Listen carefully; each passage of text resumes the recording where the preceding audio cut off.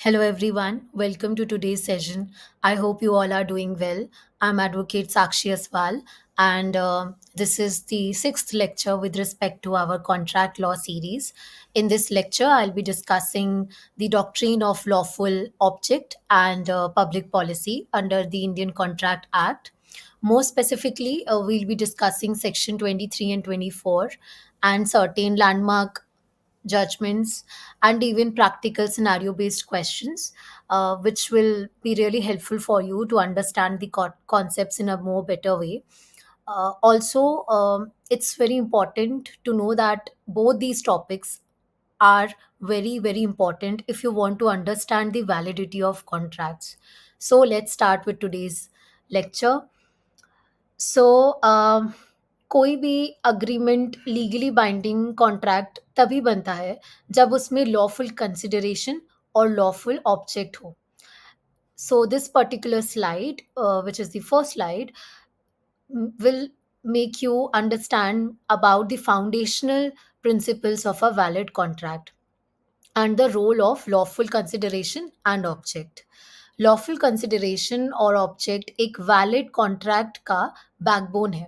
अगर ये ही अनलॉफुल हुआ तो पूरा कॉन्ट्रैक्ट कोलैप्स हो जाता है. कंसिडरेशन का मतलब है कि समथिंग इन रिटर्न, राइट? जैसे अगर ए पर्सन बी पर्सन को ₹10,000 में हाउस जो है सेल करना चाहता है, तो बी के पास जो अमाउंट है जो उसको देना है ए को, वो कंसिडरेशन माना जाएगा. और ए का जो घर जो सेल होना है वो बी के लिए कंसिडरेशन माना जाएगा, राइट? ये लॉफुल कंसिडरेशंस होती हैं. लेकिन ऑब्जेक्ट का मतलब है अग्रीमेंट का पर्पस या मोटिव. अगर कंसिडरेशन लॉफुल भी हो पर ऑब्जेक्ट इलीगल हो तो कॉन्ट्रैक्ट वॉइड हो जाता है. फॉर एग्जाम्पल, अगर फ्रॉड से अर्न किया हुआ अमाउंट या अर्न किया हुआ मनी अगर आप डिस्ट्रीब्यूट करना चाहते हो या फिर शेयर करना चाहते हो और उसका अग्रीमेंट बनाते हो, तो ऑब्जेक्ट अनलॉफुल होने की वजह से वो कॉन्ट्रैक्ट वॉइड होगा.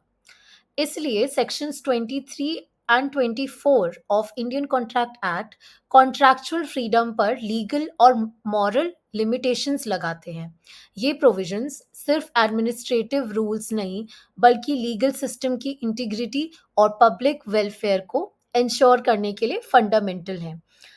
सेक्शन 23 क्लियरली कहता है कि अगर किसी अग्रीमेंट का ऑब्जेक्ट या कंसिडरेशन अनलॉफुल है तो वो वॉइड कंसिडर किया जाएगा contract.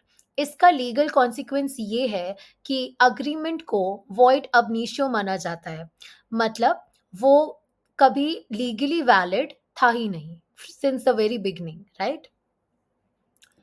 Now, to understand the pillars of illegality, so this particular slide deals with the pillars of illegality.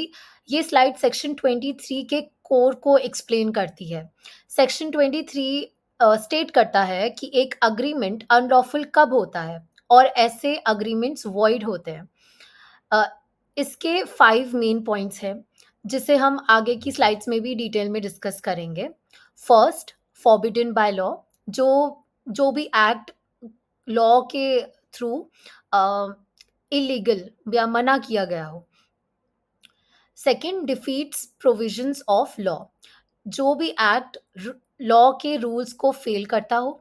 Third, fraudulent. जो भी एक्ट ऐसा हो कि वो फ्रॉड्यूलेंट है, विच मीन्स कि बिट्रे कर सकता है the two the other party. Fourth, involves और इम्प्लाइज इंजरी. जो किसी भी पर्सन या प्रॉपर्टी को हार्म कर सकता है. फिफ्थ, इमोरल और ओपोज्ड टू पब्लिक पॉलिसी. जो भी पब्लिक पॉलिसी है स्टेट की, जो रूल्स हैं उसके अगेंस्ट हो. तो ये 5 पॉइंट्स यहाँ पर याद रखना बहुत ही इम्पोर्टेंट है. These are the pillars of illegality, we can say. So to understand the unlawful heads, for which are forbidden by law and it defeats the provisions of law and which is fraudulent, can be considered as illegal.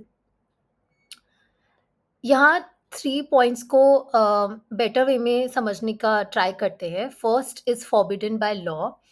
Basically जब कोई act, statute, criminal law या regulations के through prohibit हो, मना किया गया हो, जैसे एक अनलाइसेंस्ड वेंडर का इलीगल लिकर को सेल करना, इसके रिगार्डिंग अगर कोई कॉन्ट्रैक्ट बनता है, सो अगर कोई अग्रीमेंट लॉ के अगेंस्ट है, तो स्टार्टिंग से ही ये वॉइड कंसिडर किया जाएगा। मतलब कोर्ट उसको कभी एनफोर्स नहीं करेगा। Second, defeats provisions of law. ये उन एग्रीमेंट्स के लिए है जो इनडायरेक्टली लॉ के अगेंस्ट जाते हैं।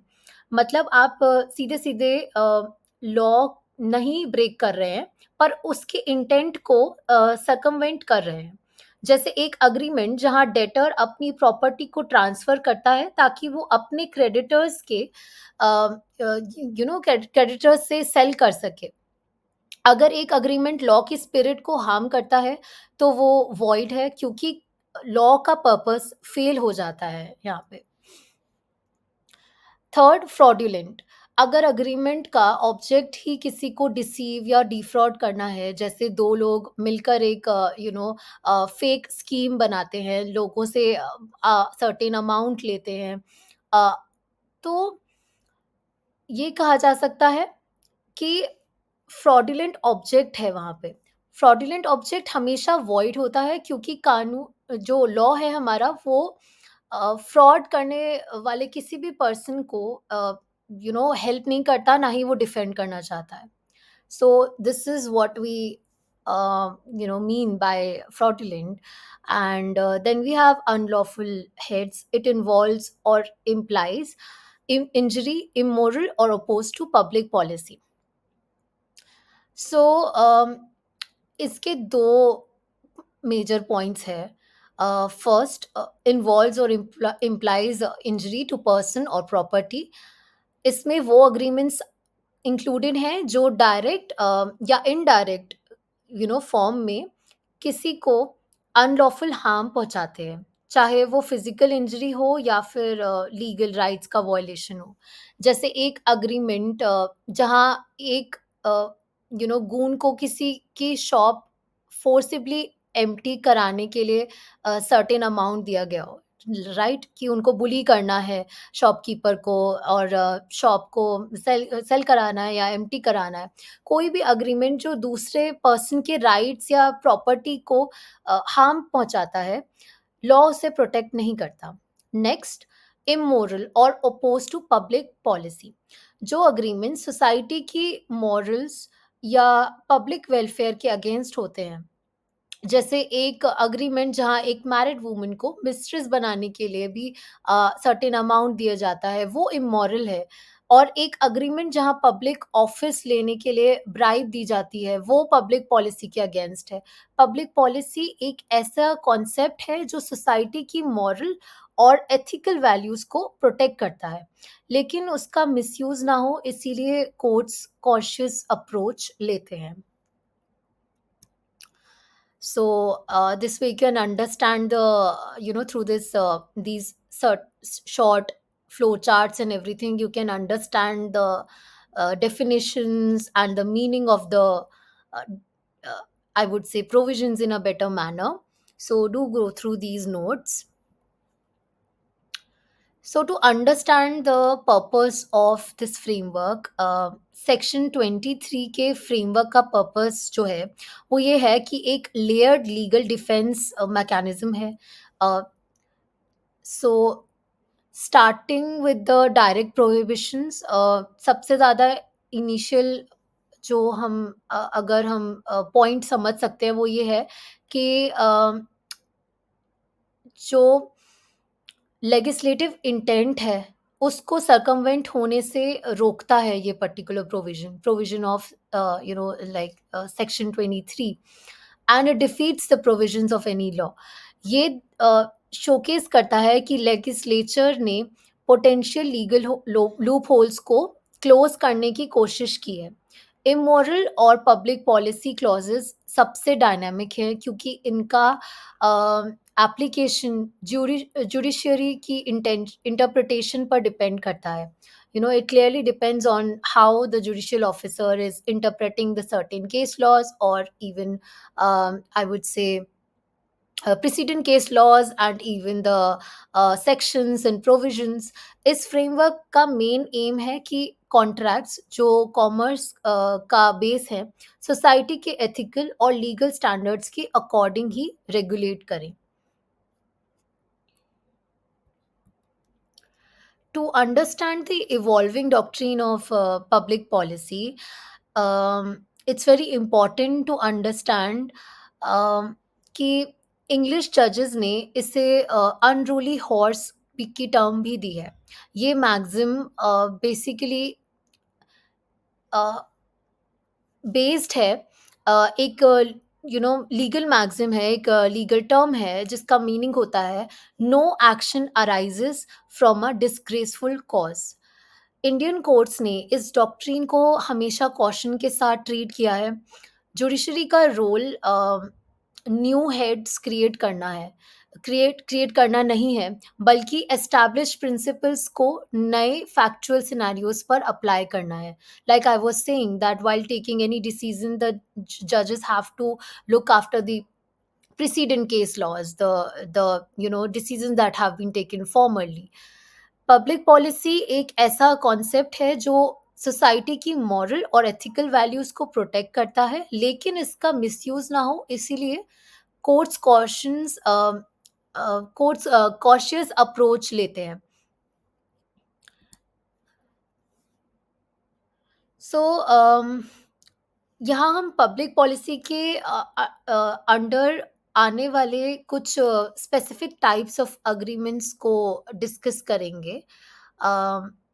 First we have trading with the enemy. So basically war के ड्यूरिंग एलियन एनिमी के साथ गवर्नमेंट की परमिशन के बिना किया गया कोई भी कॉन्ट्रैक्ट अनलॉफुल और वॉइड होता है, क्योंकि इससे एनिमी को बेनिफिट मिल सकता है. Second category we have stifling criminal prosecution. Criminal case को कहीं ना कहीं हमको अवॉइड करना है. क्रिमिनल प्रोसीडिंग्स को ड्रॉप करने के रिटर्न में कंसिडरेशन लेना वॉइड है. लॉ चाहता है कि क्राइम्स को पनिश किया जाए, ना कि उन्हें प्राइवेट गेन के लिए यूज़ किया जाए. लेकिन कंपाउंडेबल ऑफेंसेस में कोर्ट की परमिशन से विथड्रॉल पॉसिबल है.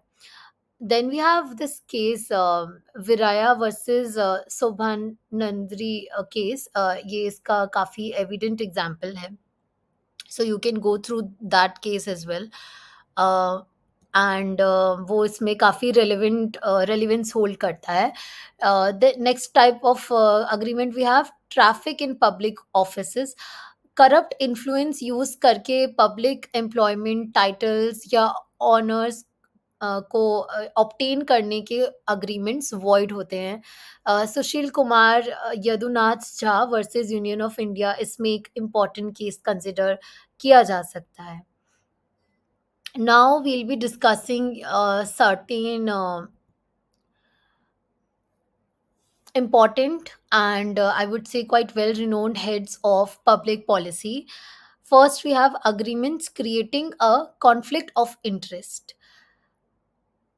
जब कोई अग्रीमेंट किसी पर्सन को उसके पब्लिक ड्यूटी के अगेंस्ट कुछ करने के लिए फोर्स करता है, तो वो वॉइड होता है. रतन चंद हीरा चंद वर्सेस अस्कर नवाज जंग केस में एक मिनिस्टर पर इन्फ्लुएंस डालने का कॉन्ट्रैक्ट करप्ट प्रैक्टिस की वजह से वॉइड माना गया था. Then we have maintenance and related to those I would say issues that arise from the maintenance में कोई भी पर्सन लॉ सूट में इंटरेस्ट ना होते हुए भी उसे मेंटेन करने का प्रॉमिस करता है.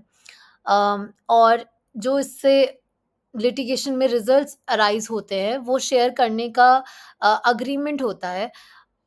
इंग्लिश लॉ में इलीगल ये माने जाते हैं, पर इंडियन लॉ का अप्रोच ज़्यादा लीनिएंट है, जब तक कि बोनाफाइड ऑब्जेक्टिव हो और रिवॉर्ड एक्सटॉर्शनेट ना हो। Next we have marriage brokerage agreements. Marriage करवाने के रिटर्न में पैसे लेने के अग्रीमेंट्स पब्लिक पॉलिसी के अगेंस्ट हैं और इसलिए वॉइड हैं। Then we have agreements in restraint of personal liberty. कोई भी अग्रीमेंट जो किसी पर्सन की personal liber I would say you know personal liberty को अनरीजनेबली रिस्ट्रिक्ट करता है, वो वॉइड माना जाता है। Harwood versus Millers timber and trading को का केस भी एक इसका अच्छा एग्जाम्पल है। Now let's try to understand the dynamic nature of the doctrine. ये स्लाइड पब्लिक पॉलिसी के डायनामिक नेचर को डिनोट करती है।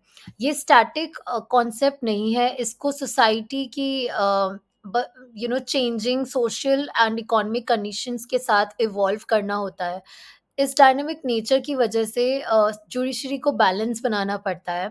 जुडिशरी का self imposed restraint arbitrary decision से अवॉइड करवाता है, पर इसका मतलब ये भी है कि लेजिस्लेचर पर ओनस है कि वो रिस्पॉन्सिबिलिटी है कि वो सोशली अनडिजायरेबल अग्रीमेंट्स के न्यू फॉर्म्स को एक्सप्लिसिटली प्रोहिबिट करें। We have a case of Gherulal Parikh, और इसमें ये लीगल डायनेमिक काफ़ी क्लियरली शोकेस किया गया है। सो या The Supreme Court's landmark decision in Gerulal Parak versus Mahadev Das Maya and others. This is the case of 1959 और इसको काफ़ी इम्पोर्टेंट और कॉर्नरस्टोन कंसिडर किया गया है इन आर इंडियन लॉ। और इस केस में क्लियरली डिफरेंशिएट किया गया था between void and illegal agreements, और पब्लिक पॉलिसी के रिगार्ड में ये काफ़ी इम्पोर्टेंट केस था। You can go through this case. It's very important and will give you a better idea. Basically इस केस में ट्रायल कोर्ट ने डिसमिस कर दिया था सूट को, क्योंकि पार्टनरशिप जो हुई थी दोनों पार्टीज के बीच में वो अनलॉफुल थी, उसका लीगल ऑब्जेक्टिव नहीं था। एंड बेसिकली अंडर सेक्शन 23 ये कंसिडर किया गया था कि वो फॉरबिडन बाय लॉ है। Now let's try to discuss agreements void in part, which is mentioned in Section 24 of Indian Contract Act. Uh, जो agreements अनलॉफुल और अनलॉफुल पार्ट्स दोनों हो, उससे ये सेक्शन डील करता है। सेक्शन 24 के अकॉर्डिंग ये पर्टिकुलर डेफिनेशन प्रोवाइडेड है। If any part of a single consideration for one और मोर ऑब्जेक्ट्स और any part of any one of several considerations for a single object is unlawful, the agreement is void.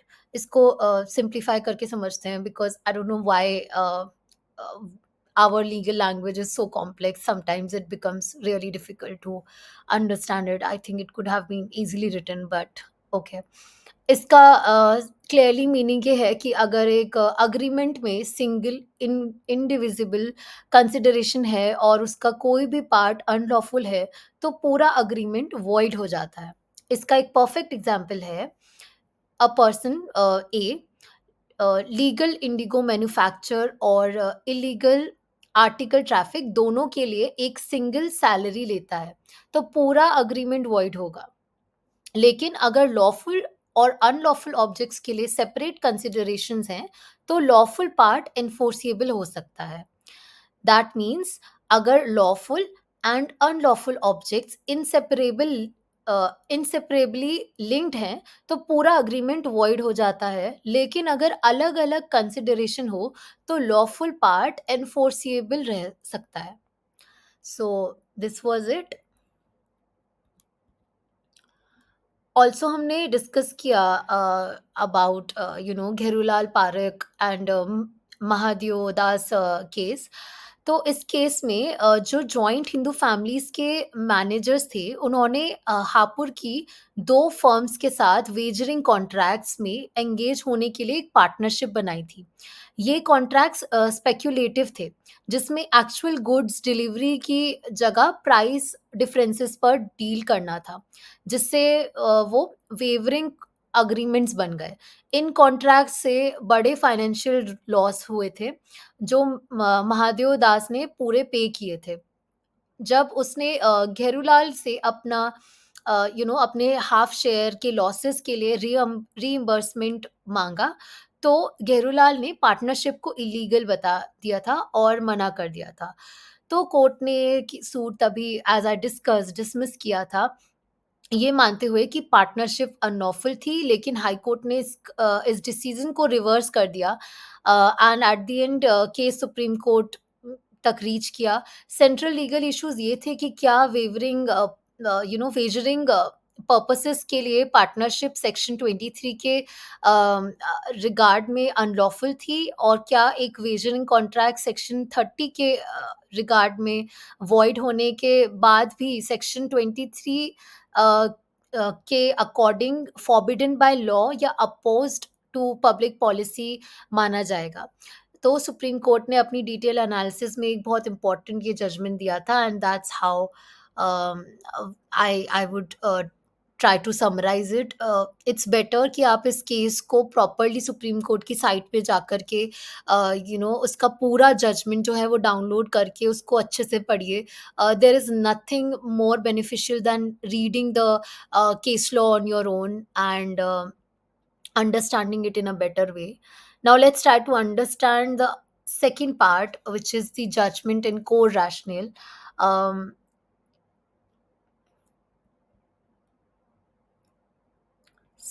yeah,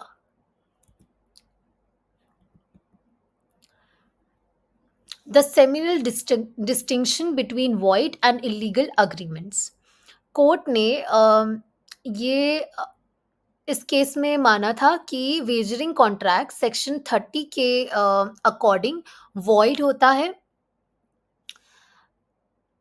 पर section 23 के according illegal नहीं है। एक illegal contract वो होता है जो लॉ के थ्रू एक्सप्लिसिटली प्रोहिबिटेड हो और वॉइड भी हो, लेकिन सारे वॉइड अग्रीमेंट्स इलीगल नहीं होते। इसलिए वेजरिंग अग्रीमेंट्स के लिए बनी पार्टनरशिप, जो एक कोलैटरल कॉन्ट्रैक्ट थी, सेक्शन 23 के थ्रू अनलॉफुल नहीं मानी जाएगी। So the bottom line is that her void contract illegal नहीं होता। वेजरिंग कॉन्ट्रैक्ट वॉइड है, इलीगल नहीं। इसीलिए उससे रिलेटेड कोलैटरल कॉन्ट्रैक्ट्स एनफोर्सिएबल रह सकते हैं। So this is what I would explain if I want to if you want to understand the difference between illegal contracts and the void contracts. Yeah. इस slide पर हम supreme court के rational के बाकी points देखेंगे। The restricted scope of immorality. Court ने section 23 के regard में इमोरलिटी की narrow interpretation the. Use of sexual immorality तक लिमिटेड रखा। बिजनेस अग्रीमेंट्स जैसे वेजरिंग पार्टनरशिप तक इसे एक्सटेंड करने का कोई लीगल बेसिस नहीं मिला। कोर्ट ने कहा कि गैम्बलिंग को मॉरली कंडेम किया जा सकता है, पर इससे वो लीगली वॉइड या अनलॉफुल नहीं हो जाते कॉन्ट्रैक्ट एक्ट के रिगार्ड में। Judicial restrain and public policy के लिए अगर हम बात करें, तो जजमेंट ने जुडिशियल रिस्ट्रेन के प्रिंसिपल को स्ट्रॉन्ग किया। ओके, एंड कोर्ट ने एम्फेसाइज किया कि जुडिशरी को पब्लिक पॉलिसी के न्यू हेड्स इन्वेंट नहीं करने चाहिए जब तक कि clear and undeniable public harm नहीं हो जाता। कोर्ट ने कहा कि कॉन्ट्रैक्ट्स को इलीगल मानना लेगिस्लेचर का रिस्पॉन्सिबिलिटी या राइट नहीं है। जुडिशरी का सॉरी लेगिस्लेचर को उसका राइट है, उनकी ये लेगिस्लेचर की रिस्पॉन्सिबिलिटी है कि वो कॉन्ट्रैक्ट्स को इलीगल कंसिडर करे या नहीं, पर वो जुडिशरी की रिस्पॉन्सिबिलिटी नहीं है। इससे कमर्शियल पार्टीज को सर्टेनिटी भी मिलती है. Now let's discuss the enduring impact of this particular concepts, and let's do comparative analysis. ये स्लाइड घेरूलाल पारख जजमेंट के enduring impact को डिनोट करती है. इस कंपैरेटिव एनालिसिस टेबल में हमने वॉइड और इलीगल अग्रीमेंट्स के बीच एक प्रैक्टिकल डिफरेंसेस को क्लियरली आउटलाइन किया है. एनफोर्सिएबिलिटी दोनों ही अनएनफोर्सिएबल हैं. Effect on collateral transactions void agreements के कोलैटरल अग्रीमेंट्स जनरली वैलिड और एनफोर्सिएबल होते हैं, जबकि इलीगल अग्रीमेंट्स के कोलैटरल अग्रीमेंट्स भी टेंटेड होने की वजह से वॉइड होते हैं. लीगल कॉन्सिक्वेंसेस वॉइड अग्रीमेंट्स में कोई सिविल राइट्स या क्रिमिनल लाइबिलिटी नहीं होती, पर इलीगल अग्रीमेंट्स में क्रिमिनल पेनाल्टीज या अदर लीगल रैमिफिकेशंस हो सकते हैं. Examples would be wagering contract से प्रॉफिट शेयरिंग पार्टनरशिप वैलिड है, लेकिन स्मगल्ड गुड्स के लिए लोन रिकवरेबल नहीं है, right? Now let's try to discuss two scenario based questions, practical scenario based questions. You can comment down on the comment section what are your thoughts regarding it and write down your answers. अगर आपको कोई doubt है तो आप वो doubt भी raise कर सकते हैं. I'm open to that discussion. So let's discuss. First scenario, the social media influencers promise. Question is, a person A एक फेमस सोशल मीडिया इन्फ्लुएंसर है. पर्सन बी एक पॉलिटिशियन ए के साथ एक अग्रीमेंट करता है कि वो अपनी सोशल मीडिया पर बी की प्रेज करेगा और अपने फॉलोअर्स को बी को वोट देने के लिए इन्फ्लुएंस करेगा, राइट? विच मीन्स इलेक्शन में वोट अपने आप को गेन करने के लिए वो सोशल मीडिया इन्फ्लुएंसर का यूज करेगा. रिटर्न में बी ए को ₹50 लाख देने का प्रॉमिस करता है. क्या ये अग्रीमेंट एनफोर्सिएबल है? आंसर इज, ये अग्रीमेंट एनफोर्सिएबल नहीं है और वॉइड है, क्योंकि ये पब्लिक पॉलिसी के अगेंस्ट है, राइट?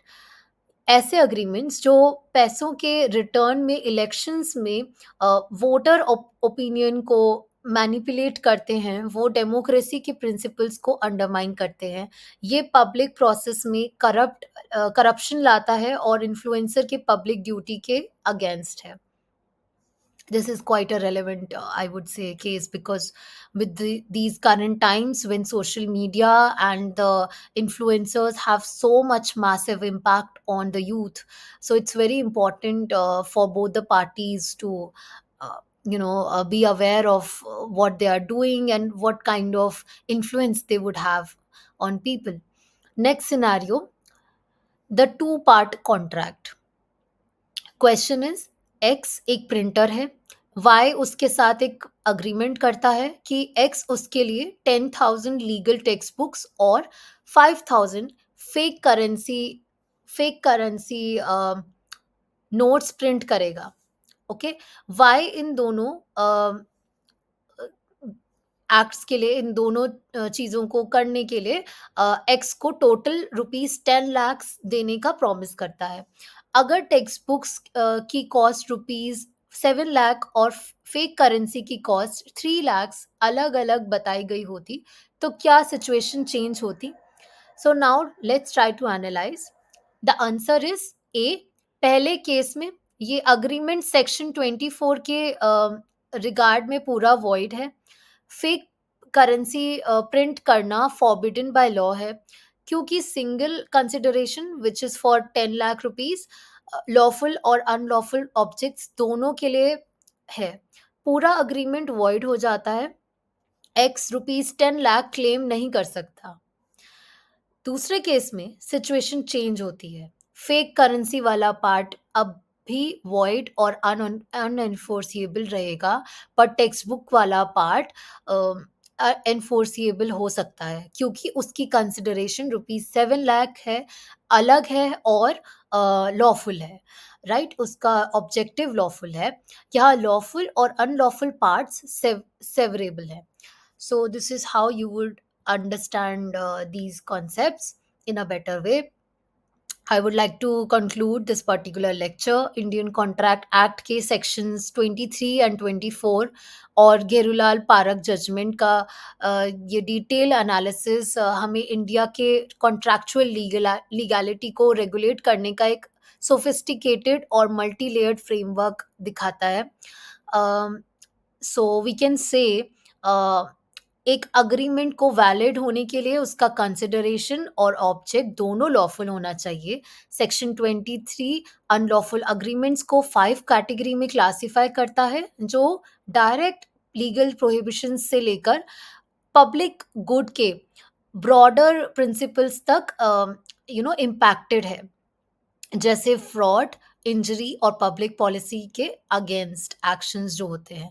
पब्लिक पॉलिसी का डॉक्ट्रिन अपने आप में एक judicially guided but dynamic tool है, जो पब्लिक इंटरेस्ट और कॉन्ट्रैक्चुअल फ्रीडम के बीच में बैलेंस बनाता है.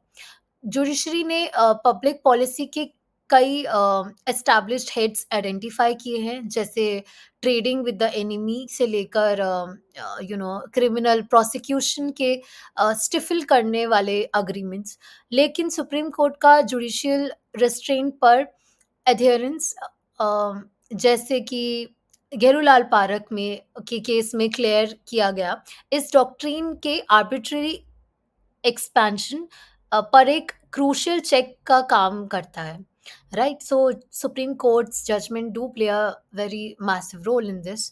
घेरूलाल पारक डिसीजन की लास्टिंग लेगेसी वॉइड और इलीगल कॉन्ट्रैक्ट्स के बीच के प्रोफाउंड डिस्टिंक्शन में है.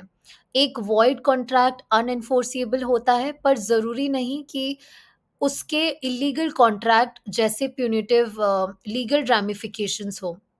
ये डिस्टिंक्शन सिर्फ एकेडमिक नहीं है, ये डिसाइड करता है कि कोई पार्टी रेस्टिट्यूशन के लिए क्लेम कर सकती है या कोलैटरल अग्रीमेंट्स एनफोर्सिएबल हैं या नहीं.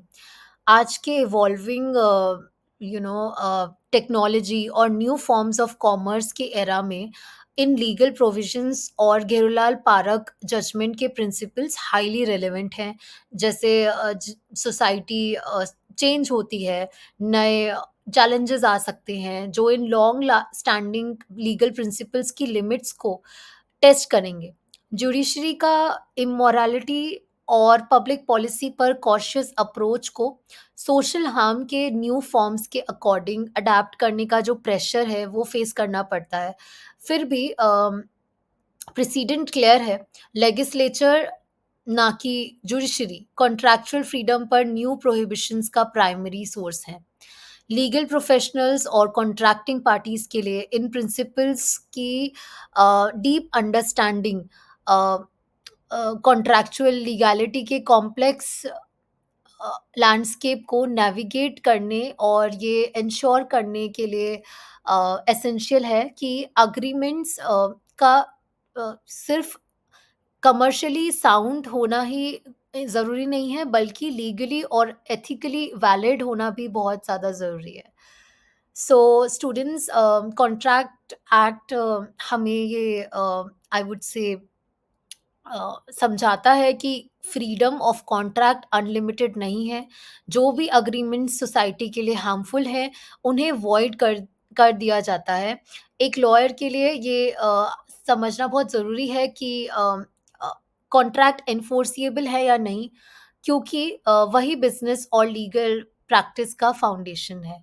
So that's how I would like to conclude this particular lecture, and I hope you understood these topics in a more better way, and keep studying. All the best, and thank you so much for being attentive and listening to this lecture.